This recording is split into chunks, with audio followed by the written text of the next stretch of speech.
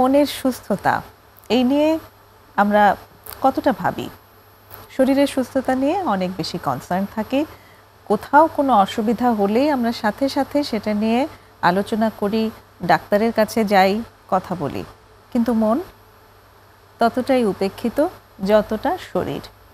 সুপ্রিয় দর্শক, আজ আমরা মনের সুস্থতা নিয়ে কথা বলবো এবং এই মনের সুস্থতায় সাইকোথেরাপিস্টের ভূমিকা, এই বিষয়টি আমাদের আজকের আলোচ্য বিষয়। আর এই বিষয়ে কথা বলার জন্য আজ স্টুডিওতে ডেকে এনেছি আমরা একজন সাইকোথেরাপিস্টকে। তিনি হচ্ছেন ওয়াহিদা পারভিন। ওয়াহিদা, আপনাকে স্বাগতম আমাদের স্টুডিওতে। ধন্যবাদ মুজাতাপা। কেমন আছেন? আমি ভালো আছি। এই যে মনের সুস্থতা নিয়ে আজকে আমরা কথা বলতে চাচ্ছি, জি। মনটা আসলে যেটা বলছিলাম যে সত্যি অনেক উপেক্ষিত। শরীর নিয়ে ভাবি, আমরা কাজ নিয়ে অনেক ভাবি, দুনিয়ার যে সমস্ত দায়িত্ব আছে সেগুলো নিয়ে আমরা অনেক কনসার্ন থাকি, কিন্তু সেগুলো করতে করতে আসলে আমি মানসিকভাবে কেমন আছি এই বিষয়টি নিয়ে আমরা একদমই আসলে মনোযোগ দিই না। এবং এই জায়গাটিতে যারা মনোযোগ দেয় তাদেরকেও সামাজিকভাবে এখনো বেশ হেয় করে দেখা হয়। একদম একদম। এই বিষয়টি সম্পর্কে আগে আমি আপনার কাছে জানতে চাই। আমি কাজ করছি যেহেতু মনোবিজ্ঞানী হিসাবে একটা লম্বা সময় ধরে, এই জায়গাটা থেকে একটু সবার আগেই আমার বলতে হয় যে আসলে মানসিক স্বাস্থ্যটা কি সেটাই আমরা এখনো ঠিকমতো বুঝে উঠতে পারিনি। আমি মানসিক স্বাস্থ্যের ডেফিনেশনটা ওয়ার্ল্ড হেলথ অর্গানাইজেশনের মতে যেটা বলছে ওরা সেটা দিচ্ছি। তার আগে আমাদের জানা দরকার আসলে স্বাস্থ্য কি, আমরা কি জানি আমরা স্বাস্থ্যটা কি? হ্যাঁ প্লিজ, আমরা জানতে চাই আপনার কাছেই। Thank you. অ্যাকচুয়ালি স্বাস্থ্য হচ্ছে আমাদের এমন একটা অবস্থা যেখানে আমার সামাজিকভাবে, মানসিকভাবে এবং আরও অন্যান্য এরিয়াতে শারীরিকভাবে সুস্থ থাকতে হবে। অর্থাৎ একজন মানুষ খুব হেলদি, স্বাস্থ্য ভালো বা তার শরীরে কোনো অসুখ নেই তার মানেই যে সে ভালো স্বাস্থ্যের অধিকারী তা বলা যায় না, বা সুস্থ সেটা বলা যায় না। আচ্ছা আচ্ছা। তো স্বাস্থ্য জানার পরে আমরা এখন জানতে পারি যে আসলে মানসিক স্বাস্থ্য কি। মানসিক স্বাস্থ্যের আসলে মূল তিনটা জায়গা আমরা খুব বলি যে কখন আমরা মনে করব যে হ্যাঁ আমার মানসিক স্বাস্থ্য খারাপ। একটা হচ্ছে যে আমাদের ডেইলি যে কাজ, অর্থাৎ প্রতিদিনই আমাদের প্রত্যেকেরই কিছু রোল আছে সোসাইটিতে। স্টুডেন্টদের পড়াশোনা, যারা সার্ভিস করছে তাদের কাজ করা, যারা ঘরে আছে ঘর করা। তো এই যে যে কাজগুলো আমাদের এভরিডে, সেই কাজগুলো ঠিকমতো করতে পারা। তাছাড়া আরেকটা খুব ইম্পর্টেন্ট ক্রাইটেরিয়া হচ্ছে আমাদের ডেইলি লাইফে কিছু চাপ বা স্ট্রেস থাকেই, সেগুলো কিন্তু আমরা প্রতিনিয়তই সমাধান করে থাকি। সেটার জন্য আমাদের চট করেই কোনো একজন সাইকোলজিস্টের কাছে যেতে হচ্ছে না। আচ্ছা, রাইট। যখনই আমার মনে হবে যে আমি আর ওই রোলগুলা প্লে করতে পারছি না, আমি স্টাক, এটা একটা অসুবিধা। সো এই দুইটা খুব সিগনিফিকেন্ট জায়গা। এবং আরেকটা হচ্ছে যে আমার ডেইলি রুটিন হ্যাম্পার, সামাজিক দায়িত্ববোধ এবং আমার কিছু কাজ আছে, আমার কিছু কোয়ালিটি আছে, সেই কোয়ালিটিগুলা দিয়ে আমরা সাধারণত চলে থাকি। কিন্তু যখনই আমি মনে করি যে আমার কিছুই নাই, এই তিনটা ক্ষেত্রে, তিনটা এরিয়াতে যখন আমরা অসুবিধা বোধ করবো, তখনই মনে হবে যে হ্যাঁ আমার মানসিক স্বাস্থ্য খারাপ আছে। এবং তখন আমরা কি করব? তখন অবশ্যই আমরা একজন মনোবিজ্ঞানের সাহায্য নিব। আচ্ছা, একটা ছোট্ট উদাহরণ যদি অ্যাড করি। আজকেই আমাকে একজন আসলে ওই কথাগুলো জিজ্ঞেস করছিল যে আমার ইদানিং এমন হয় যে হুট করে আমার মনে হয় যে আমার কিছুই ভালো লাগছে না, এবং তখন কারো কথাই আমার শুনতে ভালো লাগে না। কেউ যখন এসে কিছু বলে আমি তার উপর হঠাৎ এমন রিয়্যাক্ট করে ফেলি যে পরে আমার ভীষণ অপরাধ বোধ হয় যে আমি কেন এই কাজটা করলাম, কেন এইভাবে রিয়্যাক্ট করলাম, এবং সেই চিন্তায় আমি রাতে ঘুমাতে পারি না। এভাবে দেখা যায় বেশ কয়েকদিন কেটে যায় আমার নির্ঘুম রাত। তো এটা কি কোনো সমস্যা? এই প্রশ্নটি তিনি করেছেন, আমি এই প্রশ্নটি আপনার কাছে করছি। আচ্ছা, প্রথমত হচ্ছে আমি একটু বলি, আমরা যেভাবে দেখি সেটা হচ্ছে যে সমস্যা কথাটাই আমরা বলি না। সমস্যা যখন বলি আমার ব্রেন স্টাক হয়ে যায়, আর আমার ব্রেন হচ্ছে খুব নেগেটিভে বায়াস।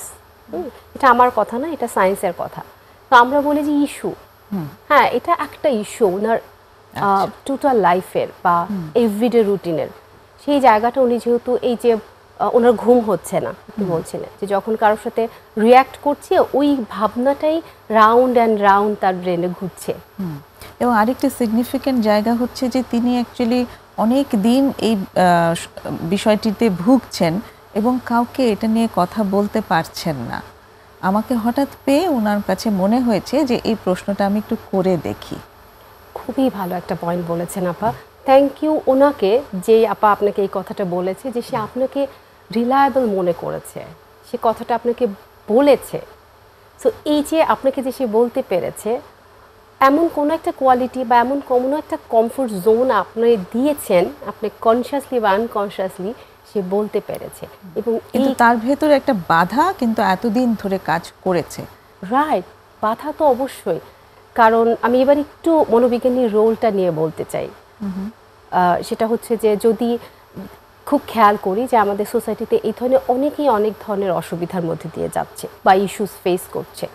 রাইট, একটু মনোবিজ্ঞানীর রোলে যাওয়ার আগে কি এই বাধাগুলো নিয়ে আমরা কথা বলতে পারি, যে এই যে তিনি এত একটা বাধা ফিল করলেন এবং এই যে তার যে বিষয়টার ভেতর দিয়ে যাচ্ছেন, এটা কি কোনো ইস্যু কিনা? আপনি যেভাবে বললেন ওনার ভাষায় এটি সমস্যা, আপনি যেটাকে বললেন যে আমরা ইস্যু বলতে পারি, তো এটা যে মানে এটাও কিন্তু উনি বুঝতে পারছেন না। তো এই জায়গাটা কি আগে একটু আমরা অ্যাড্রেস করতে পারি কিনা, যে কি বাধা আসলে উনি ওনারা ভেতর থেকে ফিল করেন? একদম। আবার যদি ওনার কেসটাই আমি একটু কেস নাম করেই বলছি, ওনার কেসটা যদি দেখি যে উনি হঠাৎ করে রেগে যাচ্ছেন, এবং তারপরে একটা কারোর সাথে হয়তো বা সে একটু বিহেভিয়ারাল জায়গাটাতে তার অসুবিধা হচ্ছে, সে হয়তো বা অ্যাঙ্গার দেখাচ্ছে, রাইট, এবং পরবর্তীতে তার কিন্তু আবার খারাপ লাগছে, সেইটা আবার সে মনেই করছে, সারাক্ষণ তার ব্রেন তাকে মেসেজ দিচ্ছে, সেটা অবশ্যই আপা তার ডেইলি রুটিন হ্যাম্পার করছে, রাইট। তো যেহেতু সে ওভারকাম করতে পারছে না, এরকম আমাদের অনেক সময় হয়, কিন্তু আমরা সাধারণত ওভারকাম করতে পারি। যখনই আমি করতে পারছি না, তার মানে আমি অসুবিধায় পড়েছি। একটু আপা এই জায়গাটা জানার জন্য তার হিস্ট্রিটা জানতে হবে। এটা হঠাৎ করে তার লাইফে চলে আসে নাই, এটাকে আমরা বলি ওভার থিঙ্কিং। আরও একটা টার্ম আমরা সাইকোলজিতে বলি ন্যাট, এনএটি, নেগেটিভ অটোমেটিক থট। সে চাচ্ছে না, কিন্তু রাউন্ড অ্যান্ড রাউন্ড যেটা বলো, যে ভাবনাটা তার ব্রেনে ঘুরছে এবং তার ডেইলি রুটিন হ্যাম্পার হচ্ছে। এবং এইভাবে যদি চলতে থাকে, তাহলে যেটা হবে যে সে তার যে রোলটা সেটা তো প্লে করতে পারবেই না, এবং ফিজিওলজিক্যাল কিছু ইস্যুসও তার মধ্যে আসবে। তার খাওয়া নষ্ট হবে, তার ঘুম নষ্ট হবে, তাহলে তো তার শরীরটাও খারাপ করবে, রাইট। সো তার হিস্ট্রিটা জানতে হবে, তাকে অবশ্যই একজন সাইকোথেরাপিস্টের কাছে যেতে হবে। তার মানে হচ্ছে এই বিষয়টি তার মনের সুস্থতা একটা ব্যাঘাত ঘটাচ্ছে, অবশ্যই, এবং তার এই বিষয়ে তিনি কোনো সাহায্য নিতে পারেন, কোনো সাইকোথেরাপিস্টের কাছে সাহায্য নিতে পারেন। ওই জায়গাটা নিয়ে আমি একটু আনতে চাই যে এই যে উনি এতদিন বলতে পারলেন না কাউকে, এই বাধাটা কি আসলে? বাধাটাই তো আসলে আমাদের প্রচলিত সমস্যা, অর্থাৎ মিথ যেটাকে আমরা বলি, যে কেন আমরা কাউকে বলতে পারছি না বা সাইকোথেরাপিস্টের কাছে যাব, এই যে এটাই একটা বড় মিথ। মনোবিজ্ঞানীর কাছে যাবা কেন? খুব খুব কমন একটা টার্ম, যেটা আমি ইউজ করতে আমি পছন্দ করি না, কিন্তু বোঝার সুবিধার্থে বলছি, যে কেন তুমি কি পাগল হয়ে গেছো, তোমার কেন যেতে হচ্ছে? এটা একটা সাইকোথেরাপিস্টের কাছে গিয়ে একটা অজানা মানুষের কাছে আমি কি বলবো? একটা অচেনা মানুষকে আমি আমার মনের কথা বলতে পারবো? বলতে তো পারবো না। শুধু শুধু টাকা খরচ, মানি ওয়েস্ট হবে, শুধু শুধু সময় নষ্ট। এই যে আমি বলে যাচ্ছি সবগুলাই কিন্তু মিথ, সবগুলাই ব্যক্তি এইভাবে ভাবে। আরো অনেক কিছু আছে, আমি যে যাব, সে তো কিছু করতে পারবে না, সে কি আমাকে ভালো করে ফেলতে পারবে? সে তো ম্যাজিক্যাল কিছু করতে পারবে না, তাহলে আমি কেন যাব?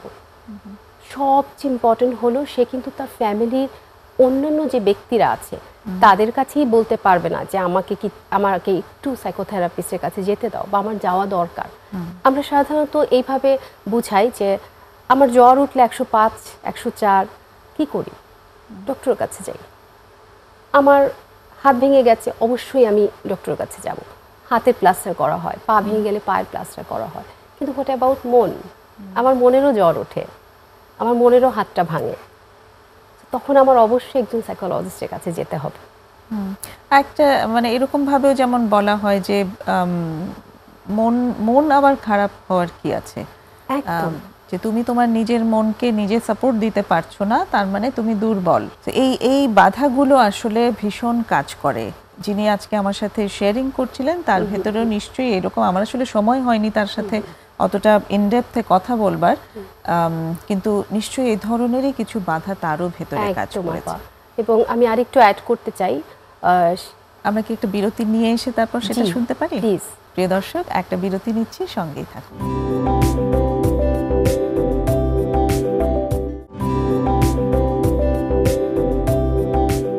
আপনারা দেখছেন প্রমিসেস জানতে চাই। ছোট্ট বিরতি নিয়ে ফিরে এসেছি আবার।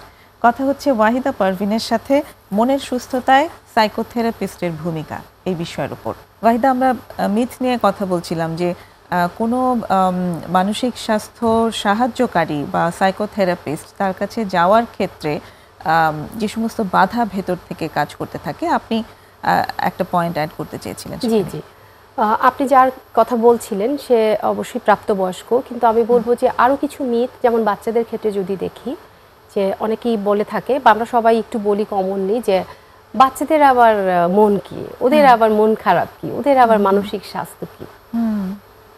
এটা খুবই ভুল কথা। কারণ এই যে যার কথা আপনি বলছেন তারও আমরা বলি ফ্রেম অফ রেফারেন্স, অর্থাৎ এই যে তার ব্রেনের মধ্যে যে ঘুরছে গোল গোল করে, সে যে ওই জায়গাটা অ্যাকসেপ্ট করতে পারছে না, তার ডেইলি রুটিন হ্যাম্পার হচ্ছে, এই জায়গাটা ইট কামস ফ্রম তার চাইল্ডহুড। তার ছোটবেলাতেও এই জাতীয় ঘটনাগুলোই তার সাথে ঘটেছে। সে হয়তো বলতে চেয়েছে কিন্তু ওই সুযোগটা হয়ে ওঠেনি, হয়তোবা তার প্যারেন্টস বা তার নেইবার বা সোসাইটির বাকি মেম্বাররা বলেছে যে তুমি ছোট বাচ্চা, তোমার আবার মন খারাপ কি। তো আমি খুব সিগনিফিকেন্টলি বলতে চাই যে বাচ্চাদের মনের যত্ন নেওয়াটা খুব জরুরি। এবং চাইল্ডহুডে যে ধরনের অসুবিধার ভেতর দিয়ে যায় সেটার রিফ্লেকশন পরবর্তী জীবনে একদম সারা জীবনই চলতে থাকতে পারে সেই, এবং সেটার জন্যই অ্যাকচুয়ালি সাইকোথেরাপিস্ট, চাইল্ড সাইকোথেরাপিস্টের কাছে যাওয়া সম্ভব, এবং তারপর বড় যারা আছে তারা বড়দের হেল্পের জন্য তারা সাইকোথেরাপিস্টের কাছে সেখানে যেতে পারে। তো এই যে আমরা মনের সুস্থতার জন্য কথা বলছি, এবার আমরা যদি আসি, আপনি বলতে চেয়েছিলেন যে সাইকোথেরাপিস্ট তাদের রোলটা কি? Thank you. এটা খুবই আমি খুব বলতে চাই সব জায়গাতেই যে সাইকোথেরাপিস্টের রোলটা কি, কারণ এটা একটা সচেতনমূলক প্রচার, যে মানুষ আসলে জানেই না যে কেন আমি যাব। যখনই খুব সিভিয়ার অসুবিধায় মানুষ পড়ে যায়, তার বাচ্চা বা ব্যক্তি নিজে বা পরিবারের কেউ বা আত্মীয় স্বজন কেউ, তখন গিয়ে তারা চট করে একজন ডক্টরের কাছে চলে যায়, এবং ডক্টর তাকে সাজেস্ট করে যে হ্যাঁ এর মেন্টাল হেলথ ইস্যু, তো আপনারা এখন একজন সাইকিয়াট্রিস্ট বা সাইকোলজিস্টের কাছে যান। তো এখানেও একটা খুব টার্ম আছে, ইম্পর্টেন্ট টার্ম, যেটা হচ্ছে যে আমরা অনেকেই জানি না হয়তোবা যে সাইকোলজিস্ট বা সাইকিয়াট্রিস্টের ডিফারেন্সটা কি, তারা আসলে কি করে। দুজনের মধ্যে একটা খুব ভালো তফাৎ আছে। যেমন সাইকোলজিস্ট যারা কিনা সাইকোথেরাপি করে থাকে, তারা তাদের এডুকেশন, তাদের নলেজ, তাদের থেরাপি, এই জায়গাটা ইমপ্লিমেন্ট করে তারা একটা একটা থেরাপিটিক প্রসেসে ক্লায়েন্টকে নিয়ে তারা কাজটা করে। তারা সাইকোথেরাপি বিষয়টির উপরে ট্রেন্ড। একদম একদম।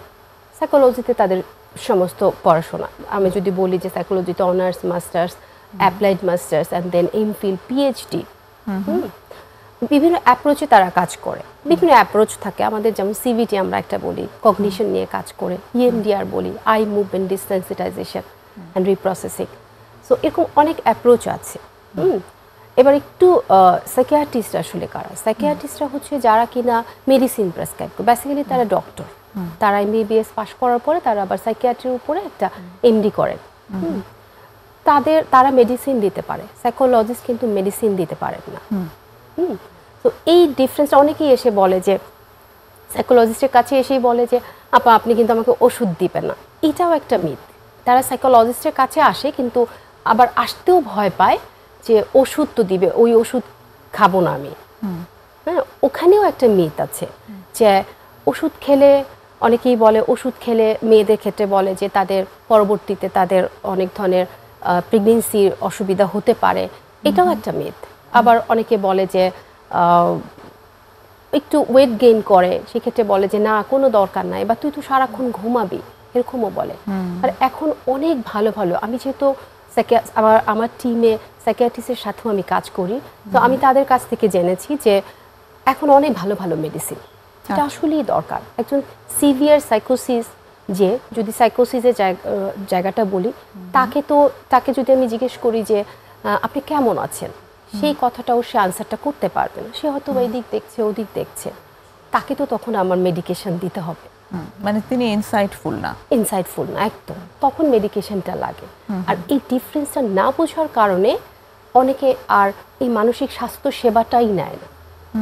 আবার এটা যেমন বললেন যে অনেকেই মেডিসিন খেতে চায় না, আবার অনেকেই হেল্প নিতে গিয়ে মেডিসিনটাই সিক করেন। একদম, তার হয়তো আসলে তেমন কোনো মেডিসিনের প্রয়োজন নেই, কিন্তু তিনি স্যাটিসফাইড হতে পারেন না সাইকোথেরাপিস্টের কাছে এসে যে উনি তো কোনো ওষুধ দিলেন না।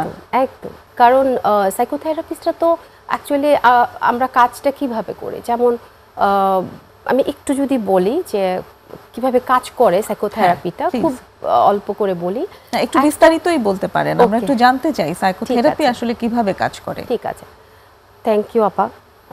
যেমন যখন ধরেন একটা বিহেভিয়ারাল ইস্যু, একটা মানুষ খুব কি বলবো, খুব আপনি যে কেসটাই বললেন তার কথাই যদি বলি যে তার নিশ্চয়ই যে অসুবিধাগুলো হচ্ছে, তার ঘুম হচ্ছে না, ওই একই ভাবনা থেকে সে বের হতে পারছে না, আউট অফ দ্য বক্স আসতেই পারছে না। আমি শিওর সে চেষ্টা করে কিন্তু হয় না, হ্যাঁ, যার ফলে তার চেইন হয়ে গেছে। সে যখন ভাবছে, ভাবনার সাথে সাথে তার একটা ফিজিওলজিক্যাল চেঞ্জেস আসে। ভাবনাটা একটা থটস, তার একটা ফিলিং হয়। সে ফিলস, এমনও হতে পারে তার খুব আপসেট লাগে, ডাউন লাগে, ফিয়ার লাগে, স্যাড লাগে, এটা একটা।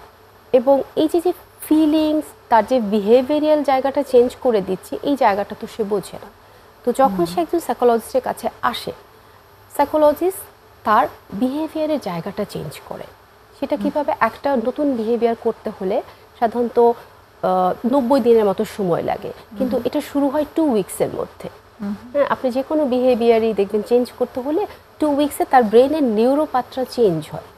যেমন যদি বলি আমরা ব্রাশ করি, এটা আমার মনে হয় আমরা কোনোদিন ভুলে যাই না রাতে ব্রাশ করতে, রাইট? আমরা সবসময় কিন্তু যতই আমাদের ব্যস্ত থাকবো এই ব্রাশটা করবই। আবার যদি বলি যে যারা আমরা প্রার্থনা করি, নামাজ পড়ি, যদি মুসলিম ধর্মের জায়গাটা আসে, অনেকে বলে যে আপা নামাজ পড়ি কিছুই খেয়াল করি না। তো যখন জিজ্ঞেস করি ভুল হয়, বলে না রুকু সেজদা তো করছি, তার মানে তার নিউরন তাকে মেসেজ দিচ্ছে ডু ইট, রাইট, সে করে যাচ্ছে। এই যে নিউরনের যে চেঞ্জেসটা, সেই কাজটাই সাইকোথেরাপিস্ট করে। মেডিসিন হয়তো তার বডির যে কেমিক্যাল ইমব্যালেন্স আছে সেটাকে নিয়ে কাজ করে, সেটার ব্যালেন্স আনতেও আসলে অনেকটা সময় লাগে। মেডিসিনও আসলে 2 সপ্তাহ বা 3 সপ্তাহ মেডিকেশনে তো ভালো হয়ে যায় না, অন্তত 3 মাসের মেডিকেশনের প্রয়োজন হয়। মিনিমাম 6 মাসের কথা বলে, 3 মাসের আগে তেমন কিছু ইম্প্যাক্ট দেখা যায় না, তাই না? তো সেই জায়গাটাতে চিন্তার নিয়ে কাজ করবার জন্য এবং আচরণ নিয়ে কাজ করবার জন্য আসলে সাইকোথেরাপিস্টের প্রয়োজন। এবং আরেকটি জায়গা যেটা বলেছেন আপনি, অনুভূতিটা ভীষণ ইম্পর্টেন্ট, তাই না? একদম। কিছু অ্যাড করতে চান এখানে? জি, আমাদের কাছে অনেক সময় অনেকেই বলে যে যদিও আমরা বলি যে সাইকোলজিস্ট তো ম্যাজিশিয়ান না, রাইট, কিন্তু ক্লায়েন্টসরা কিন্তু একটা চমৎকার রিভিউ দেয়, আপনি কি করে বুঝলেন? আমার তো এটাই হচ্ছিল, আমার তো এটাই মনে হচ্ছিল। হ্যাঁ আপা, একদম ঠিক বলেছেন। তার মানে যখনই তার ফিলিংটা টাচ করা যায়, ফিলিংটা তো কেউ টাচ করছে না, চিন্তাগুলো নিয়ে বেশি ফোকাসড, এবং অনুভূতি জিজ্ঞেস করলেও কিন্তু চিন্তাটাই বলে অনেক ক্ষেত্রে। একদম আপা, রাইট। হ্যাঁ, তো অনুভূতির জায়গাটা মানে মিসিং, তারা নিজেরাও জানে না যে আসলে কি জানে না। তো এই এক্সপ্লোরেশনটা অ্যাকচুয়ালি হয় যখন সাইকোথেরাপি সেশনে আসে, যে এক্স্যাক্টলি কি চিন্তা হচ্ছে, কি অনুভব সে করছে, কি শরীরে সে ফিল করছে এবং হচ্ছে কি আচরণ করছে, এই পুরোটা জানার পর একটা চেঞ্জের জায়গা সে আসতে পারে। এই যে আমি যে শুরুতেই বললাম যে রাউন্ড অ্যান্ড রাউন্ড, ওই সার্কেলটা সে বুঝতে পারে যে হ্যাঁ আমার সাথে এরকমই কিছু একটা ঘটছে। এই যে বুঝতে পারলো, এটা কিভাবে তাকে সাহায্য করে আসলে? আচ্ছা, আপনি যখন জানবেন যে আপনার ডায়াবেটিক্স, তখন আপনি অবশ্যই জানলেন যে হ্যাঁ আমার ডায়াবেটিক্স, তার মানে এই জন্য আমার শরীরটা কাঁপে, আমার এই জন্য বারবার ক্ষুধা লাগে এবং আরো কিছু অসুবিধা আমার আসছে, তখন আপনি অবশ্যই প্রপার ম্যানেজমেন্টে যাবেন। আচ্ছা, রাইট। তো জানাটা তো খুব ইম্পর্টেন্ট। আমি যে কি জানি না, আমাদের একটা উইন্ডোই আছে, যে আমরা কি জানি না তাই জানি না। আমাদের মাইন্ডেড 4 উইন্ডোজ, তার মধ্যে একটা হচ্ছে যে ব্যক্তি নিজের সম্বন্ধে জানে এবং অন্যরাও জানে। যেমন আমি চশমা পরেছি, এটা আপনিও দেখতে পাচ্ছেন, আপনি জানেন, এটা আমরা ওপেন এরিয়া বলি। হ্যাঁ, আমার অনেক ইনফরমেশন আছে যেটা আসলে আপনি জানেন না, বা আপনার অনেক ইনফরমেশন যেটা আমি আসলে জানি না, রাইট। আবার আমার অনেক কিছু যেটা আসলে আপনি জানেন আমি জানি না, যেমন আমি কতবার হাত নাড়ছি সেটা আপনি খেয়াল করছেন, আমি হাসছি কি হাসছি না এটা আপনি বলতে পারবেন, আমি কিন্তু আমাকে দেখতে পাচ্ছি না, সো এটা কিন্তু আমার জন্য আননোন, রাইট? এবং আরেকটা উইন্ডো যেটা আসলে আমিও জানি না, অপোজিট ব্যক্তিও জানে না, কেউই জানে না, কি জানি না তাই জানি না, সো এটা এক্সপ্লোর করার জন্য আসলে আমাদের সাইকোলজিস্টের কাছে যেতে হয়। ওকে, অনেক ধন্যবাদ। আরেকটা বিরতির সময় হয়ে এলো, ফিরে এসে আবার কথা হচ্ছে। দর্শক, আরেকটা বিরতি নিচ্ছি, সঙ্গেই থাকবেন আশা করি।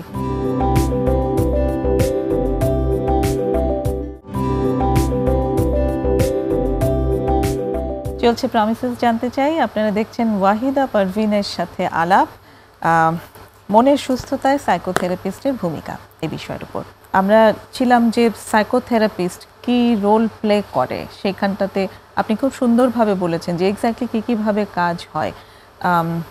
সেখানে একজন সাইকোথেরাপি প্রফেশনে আছেন যিনি, তাকেও নিশ্চয়ই কিছু ডিসিপ্লিন ফলো করতে হয়, কিছু ডুজ অ্যান্ড ডোন্টস তার আছে, সেগুলো যদি একটু বলেন। থ্যাংক ইউ আপু। ডুজ অ্যান্ড ডোন্টটা জানাটা খুবই ইম্পর্টেন্ট, কারণ ক্লায়েন্টস বা ব্যক্তি মনে করে, যারা আসলে আসেন সাইকোলজিস্টের কাছে, তারা মনে করেন যে ওনার কাছে যাব, উনি তো সব বলে দিবে আমার রিলেটিভসকে। ইভেন বাচ্চাদের ক্ষেত্রে আমি এটা খুব পেয়েছি, যে আপনার কাছে যে আমি বলবো আপনি তো মাকে বলে দিবেন। আচ্ছা আচ্ছা।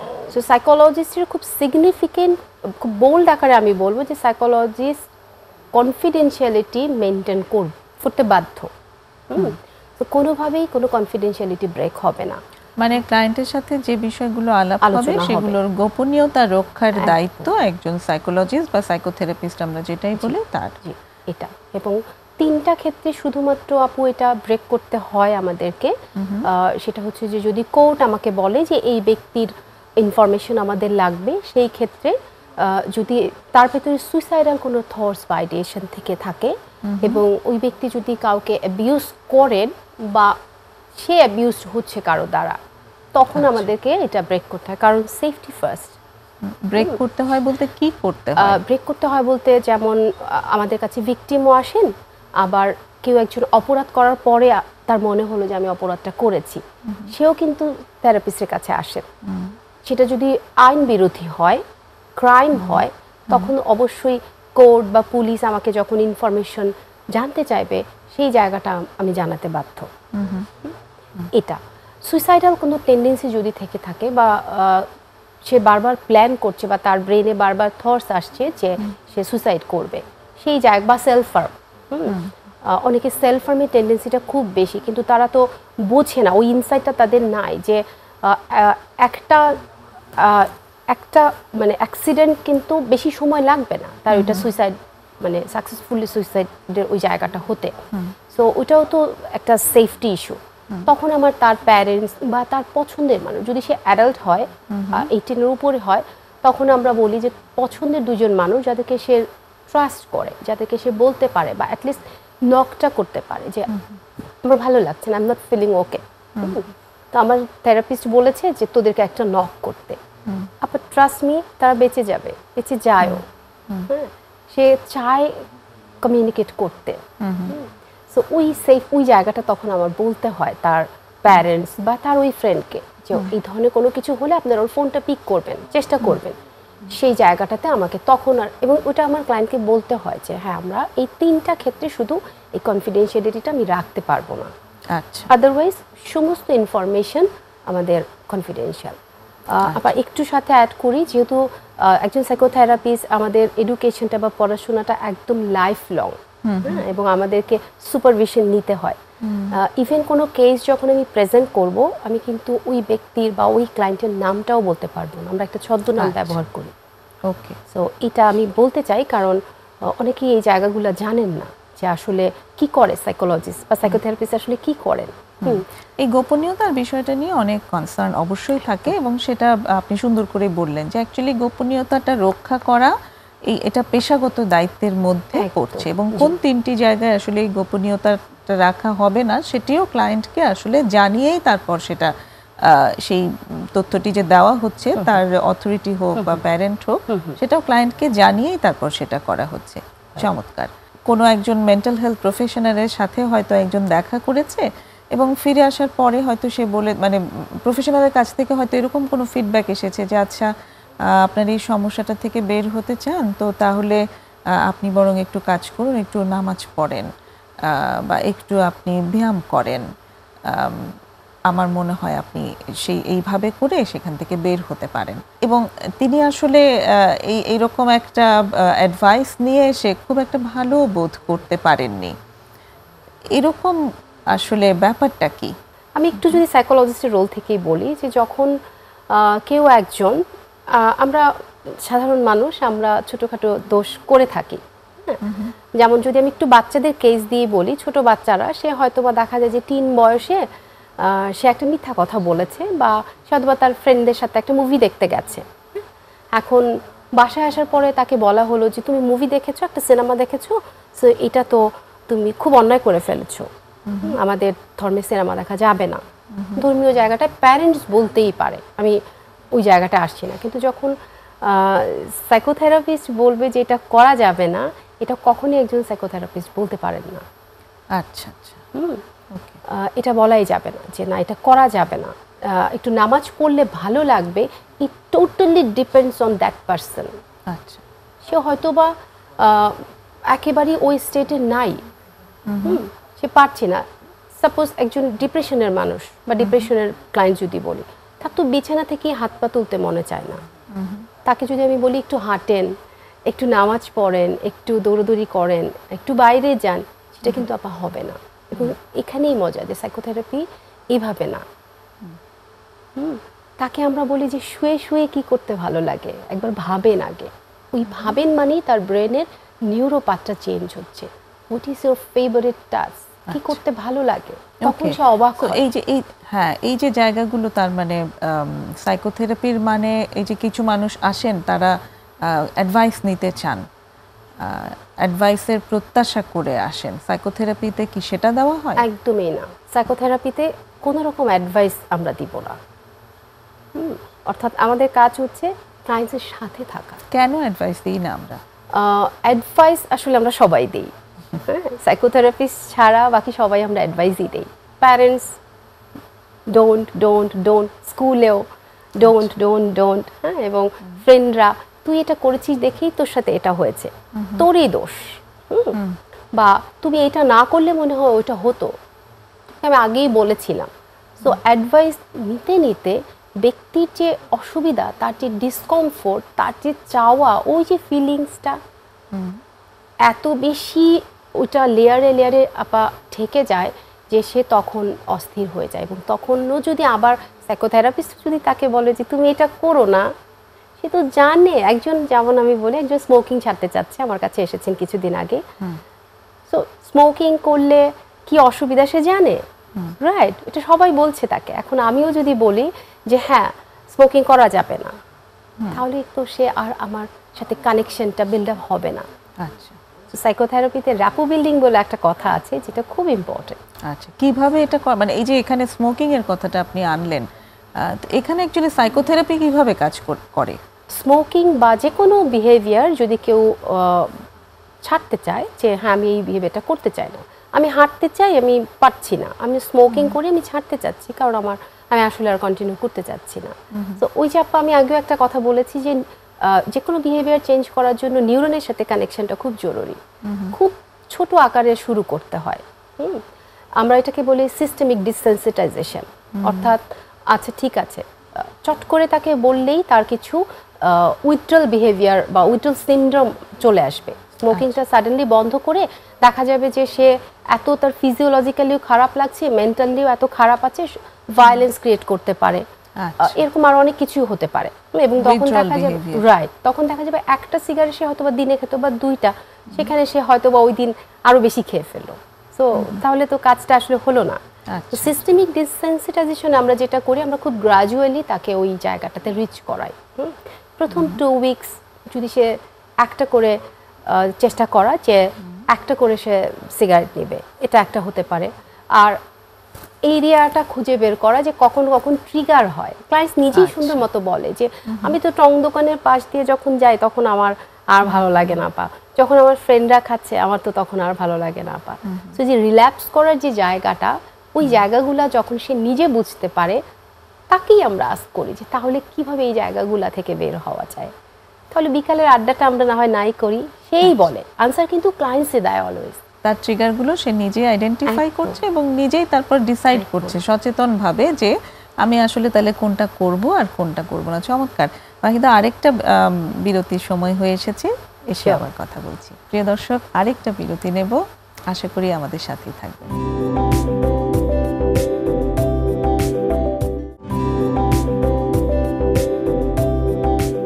ছোট্ট বিরতি নিয়ে ফিরে এসেছি আবার প্রমিসেস জানতে চাইয়ে। আজ কথা হচ্ছে ওয়াহিদা পারভিনের সাথে মনের সুস্থতায় সাইকোথেরাপিস্টের ভূমিকা এই বিষয়ের উপর। ওয়াহিদা, আপনি তো অনেক দিন ধরে আসলে সাইকোথেরাপিস্ট হিসেবে কাজ করছেন, তো আপনার কাজের কনটেক্সট থেকে যদি একটু জানতে চাই যে কি কি ধরনের অসুবিধা আপনি বেশি পান? আমি যদি একটু এইজ হিসাবেই বলি তাহলে বলবো যে ছোট বাচ্চাদের ক্ষেত্রে বিহেভিয়ারাল ইস্যুটা খুব পাই, ডিসরাপটিভ বিহেভিয়ার। তারা দেখা যায় যে খুব কমপ্লেইন আসে যে ও কথা শুনছে না, হ্যাঁ, ও পুশ করছে কাউকে, এটাও হতে পারে, ও কান্না করছে অকারণেই, এটাও হতে পারে। সো বাচ্চাদেরও কিন্তু স্ট্রেস হয়, ওরাও স্ট্রেস হয়, ওদেরও ট্রমা আছে। আমি একটু একটা ছোট্ট কেস বলতে চাই যে আমি একটা বাচ্চা নিয়ে খুব স্ট্রাগল করছিলাম যে আসলে ওর যেহেতু ছোটো বাচ্চারা অনেক কিছু নিজেরা জানে না বা বলতে পারে না, তো প্যারেন্টসদের হেল্প নিতে হয় এবং ও সব কিছুই ঠিকঠাক মতোই চলছে, কিন্তু কেন যে ও হঠাৎ করে ও ভয় পায়, ওর মধ্যে এক ধরনের ফিয়ার ডেভেলপ করেছে। ওর কি ফিয়ার? ওর মাকে অফিস যেতে দিবে না, গেলেই ওর মনে হচ্ছে সে মনে হয় মারা যাবে, সব সময় ধরে ধরে রাখছে। তো এটা বুঝতে পারছে না এবং অনেকটা সময় পরে আমি জানতে পেরেছি যে ওর দুটো পেটস ছিল, দুটো বিড়াল ছানা ছিল এবং দুইটা বিড়ালই মারা গেছে। তো এটা ওর জন্য একটা ভীষণ ট্রমা ছিল না, আছে, এবং ওই জায়গাটাই অ্যাড্রেস করা হয়নি এবং ওই ইনফরমেশনটাই মিসিং ছিল। তো বাচ্চাদের ক্ষেত্রে ট্রমা থাকে, এংজাইটি থাকে, স্ট্রেস থাকে, এই জায়গাগুলো থাকে। টিন বয়সটা খুব সিগনিফিকেন্ট। টিন বয়সে কিছু জিনিস আমরা খুব আজকাল পাচ্ছি, যেমন সাবস্টেন্স ইউজারটা অনেক বেড়েছে। সাবস্টেন্স ইউজ করে যারা, ওইটা আমি বলবো যে এটা নিয়ে খুব স্ট্রাগল করতে হচ্ছে আমাদের ইন্টার সোসাইটিতে এখন।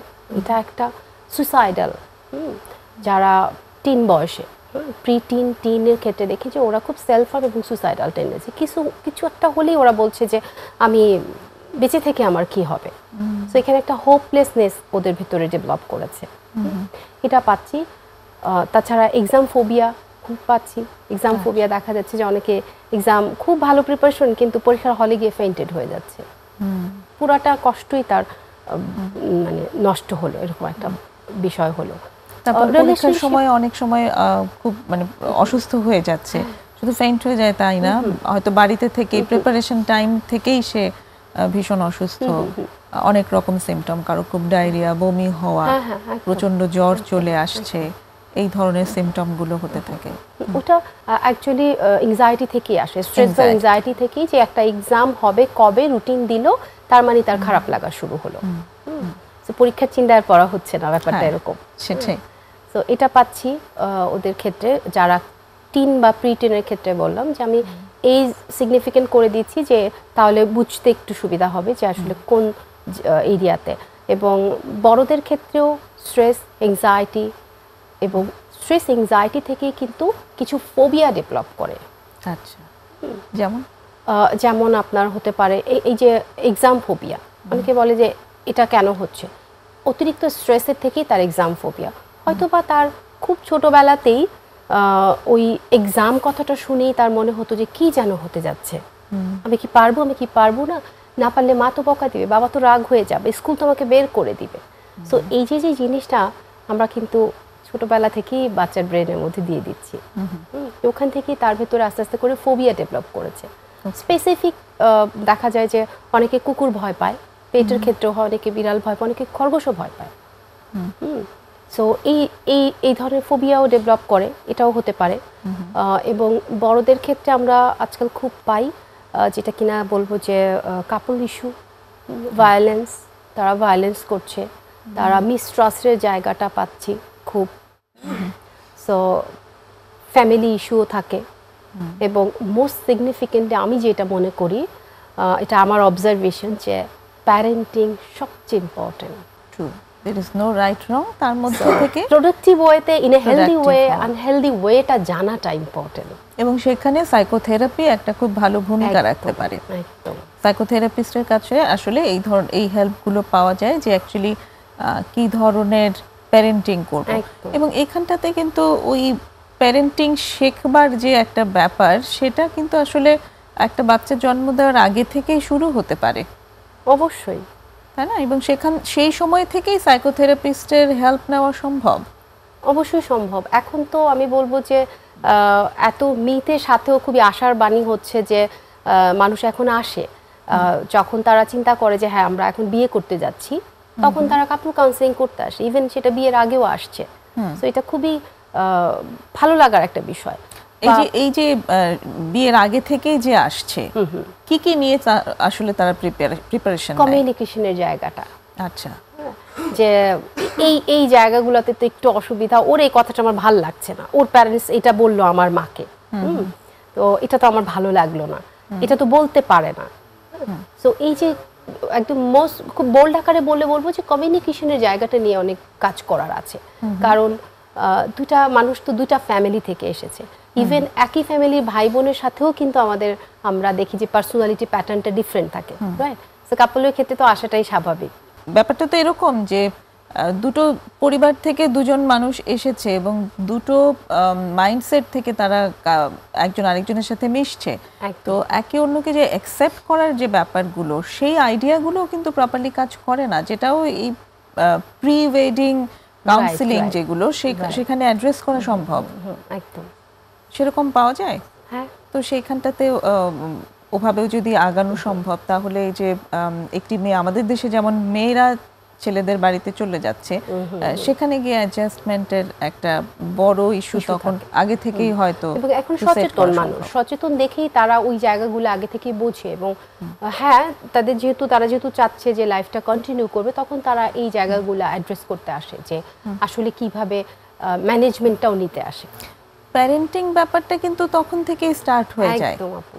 যখন দুজন মানুষ একসঙ্গে থাকতে শুরু করলো, তাদের সম্পর্কটা কিভাবে এগিয়ে নিচ্ছে, সেখান থেকে প্যারেন্টিং এর ব্যাপারটাও কিন্তু রিফ্লেক্টেড হতে থাকে। একদম। এবং খুবই আশার কথা হলো, আমার খুব ভালো লাগে যে এখন যারা প্ল্যান করছে যে আমরা বাবু করব, তারা কিন্তু আগেই আসে যে ঠিক কোন এরিয়াগুলো আমাদেরকে একটু ঠিক করতে হবে, ওর তো এরকম, ও তো সেরকম, তো আমরা কি করব। এবং দেখা যায় যে তারা খুব হেলদি ওয়েতে একটা বাচ্চাকে স্টার্ট করে, যে হ্যাঁ খুব হেলদি ওয়েতে। যেমন আমি আবার একটু কেস বলবো ছোট করে, যে একটা মাদার এসেছে যে আমার বাচ্চাটার কোনো অসুবিধা নেই আপা, তাও সে কান্না করে। যেমন সাধারণত বাচ্চা 3টা কারণে কান্না করে, ওর ন্যাপি অসুবিধা হলে, ন্যাপি চেঞ্জ করার দরকার হলে, ক্ষুধা লাগলে এবং অসুস্থ থাকলে, রাইট? সো এই তিনটার সবগুলোই যখন ওকে আছে, কিন্তু তারপরও সে কাঁদছে। তো মা খুব কনফিউজ যে কেন ও রাত ভোর এরকম কান্না করে, আপা বুঝতে পারি না। একটা ছোট্ট প্রশ্ন যখন করি যে আপা ডিউরিং প্রেগনেন্সি আপনি কেমন ছিলেন, আপনার প্রেগনেন্সি পিরিয়ডটা কেমন ছিল, তখন মা কান্না শুরু করে দেয় হাউমাউ করে। আপা আমি তো রেডি ছিলাম না, আমি একদম রেডি ছিলাম না, আমার একটা ভালো জব হয়েছিল, আমি জবটা করতে চেয়েছিলাম, এবং পুরোটা সময় আমার কান্না পেত, কিন্তু ও হওয়ার পরে তো সেটা আমি ভুলে গেছি। কিন্তু বাচ্চা তো ফিল করেছে, বাচ্চা তো ওটা সাথে করে নিয়ে এসেছে, এবং তার ওই যে নিউরন, তার নিউরনে ওই ডিপ্রেসড মোডটা রয়ে গেছে। তো আমরা সবসময় একটা কথা আমি বলি যে কেন আসবেন না, কেন আসবেন এই প্রশ্নটা না, কেন আসবেন না, সেটাই। হ্যাঁ, এত কিছু যেখানে পাওয়া যায়। অনেক ধন্যবাদ ওয়াহিদা। আশা করি যারা দর্শকরা আজকে আমাদের এই আলোচনা শুনলেন, তারাও এখন একটা দিক নির্দেশনা পাবেন যে আসলে কেন যাবেন না একজন সাইকোথেরাপিস্টের কাছে। অনেক ধন্যবাদ আমাদের আলোচনায় অংশগ্রহণ করার জন্য। আপনাকেও ধন্যবাদ আপা, ভালো লাগলো এখানে এসে। আমার অনেক কিছুই বলার থাকে, কিন্তু আসলে তো আমাদের সময় স্বল্পতা। আবার আমরা কখনো বলবো। অবশ্যই, ধন্যবাদ আপনাকে। সুপ্রিয় দর্শক, শেষ করব আজকের অনুষ্ঠান। আশা করি আগামী অনুষ্ঠানেও আমাদের সাথে থাকবেন। খোদা হাফেজ।